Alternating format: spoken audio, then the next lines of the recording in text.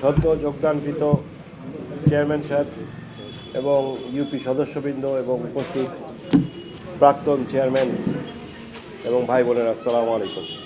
হিন্দু ভাই বোনদের আদাব, স্বাগতম জানাই চেয়ারম্যান সাহেব এবং তার সদস্যবৃন্দকে আমাদের পরিবারে। আপনাকে ধন্যবাদ, আপনাদেরকে ধন্যবাদ।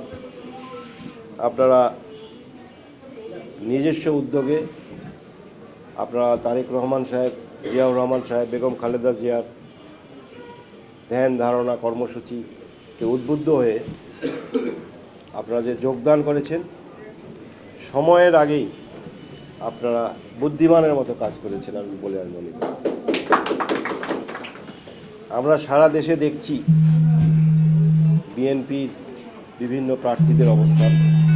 আমরা দেখছি তারেক রহমান সাহেবকে ঘিরে ঢাকা শহরে বাংলাদেশের সকল জ্ঞানী গুণী নামকরা ব্যক্তিত্বদের বিভিন্ন প্রোগ্রামে নিয়ে যাওয়া।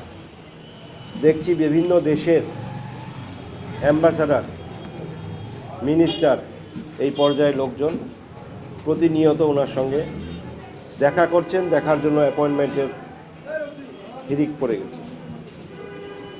এগুলো সবই ইন্ডিকেশন যে আগামীতে 12ই ফেব্রুয়ারি যে নির্বাচন হতে যাচ্ছে, সেই নির্বাচনে ইনশাল্লাহ বিএনপি সরকার গঠন করবে।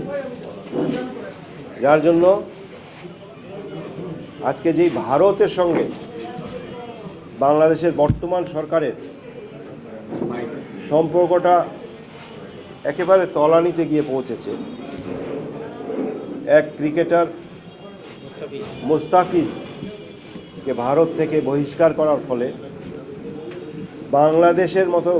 বাংলাদেশের ক্রিকেট দল আগামী টি20-তে অংশগ্রহণই করতে চাচ্ছে না ভারতের মাটিতে খেলতে। এই পরিস্থিতি তো আমাদের দুই দেশের মধ্যে এর আগে কোনদিন ছিল না। সেই পরিস্থিতিতে আপনারা দেখেছেন যে বেগম খালেদা জিয়ার জানাজা যেদিন হয়, সেদিন ভারতের পররাষ্ট্রমন্ত্রী নিজে অল্প কিছুক্ষণের জন্য বাংলাদেশে এসেছিলেন এবং সেটা সরাসরি গিয়েছিলেন তারেক রহমানের কাছে তাকে সংবর্ধনা জানানোর। সরকারের অন্য কারোর সঙ্গে দেখা না করে উনি চলে গিয়েছেন।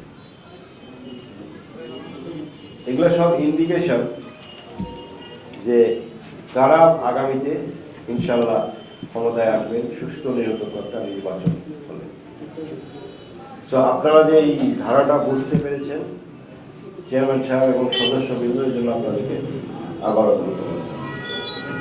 আপনারা ছাড়াও নীলফামারীতে আমি আসার পরে আপনাদের মতো বহু নির্বাচিত প্রতিনিধি, নির্বাচিত মেম্বার, নির্বাচিত চেয়ারম্যান, প্রাক্তন চেয়ারম্যান, প্রাক্তন মেম্বার, প্রাক্তন কমিশনার, ব্যবসায়ী বৃন্দ, বহুজনের সঙ্গে সুধী সমাজ আমার কথা হয়েছে এবং আপনারা আশ্বস্ত করেছেন আমাকে যে আপনারা যেই দলই করেন আপনারা দল মতের ঊর্ধ্বে উঠে নীলফামারীর স্বার্থে, নীলফামারীর উন্নয়নের স্বার্থে আপনারা আমার সঙ্গে বিএনপি ধানের শীষের জন্য কাজ করবেন। এই জন্য আপনাদেরকে আমি আন্তরিকভাবে ধন্যবাদ জানাই। আমরাও চাই যে নীলফামারী আমরা বঞ্চিত না। যেই কথাগুলো শুনলেন, আমারও ইচ্ছা নীলফামারীকে একটা নিরক্ষর মুক্ত জেলা বানানো, নীলফামারীকে একটা শিক্ষা নগরী বানানো, নীলফামারীতে যে 1000 বেডের হাসপাতাল হবে সেটাকে কেন্দ্র করে একটা স্বাস্থ্য নগরী উঠবে। আমাদের নীলফামারী যে ইপিজেড আছে সেটাকে আমরা সম্প্রসারণ করতে চাই। আরো 50,000 1 লক্ষ লোকের চাকরি কর্মসংস্থান। আমরা বেজার জন্য জায়গা দেওয়া হয়েছে, সেই জায়গাটাকে যত দ্রুত সম্ভব সেখানে শিল্পায়ন করতে চাই। আমাদের বেসিক শিল্প নগরীর জন্য আমরা অ্যালোকেশন করতে পারি না। আমরা নীলফামারী শহরকে কিভাবে ঢেলে সাজানো যায়, আমাদের বিশ্ববিদ্যালয় করতে চাই আমরা এখানে। আমাদের ছেলেমেয়েরা যাতে এখান থেকে পড়াশোনা করে যেখানে হোক চাকরিতে যেতে পারে।